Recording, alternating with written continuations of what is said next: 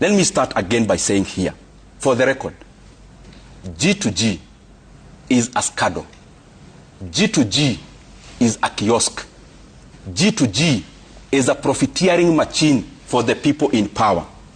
The companies you mentioned there, the people, some are also gray. They don't even hide their identities. One of the local companies, you see clearly the owners are the opposition leaders. When did it join G2G? After 2024 protest. And he talked about it. And I don't run away from responsibility. The point is, instead of us as leaders listening to what the Kenyan people wanted us to do, which were credible things, in whichever side you are in that time, it was important that we address the issues. But what did we do? We blanketed the issues. Then the political elite went into a room, cut deals. One of the deals was about G2G. Inclusion of that company you mentioned there. Why? Political patronage. So let me be sequential. He talked about G2G, how it is good and dollars, some mini semantics and kizugumingi. But let's just break it down. We talk about G2G, it has stabilized our shillings. We pay in shillings. Which shillings? After 6 months, you still have to pay dollars. We don't pay Saudi Aramco in Kenya shillings. After time, you still have to pay dollars. So that's one. How has our performance in exchange rate performed since G2G?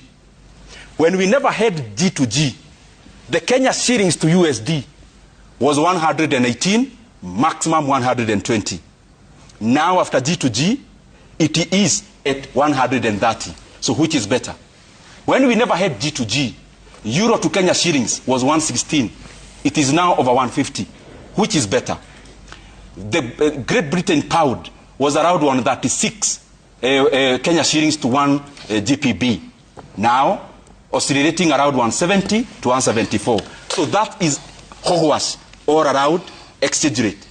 Let's now come to the other issue in terms of G2G. Any arrangement you do as government, your clients are the people of Kenya. The clients of leadership should always be the people.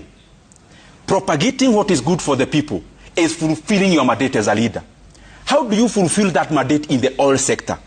It is by making sure that the people you are leading are paying less for the same oil.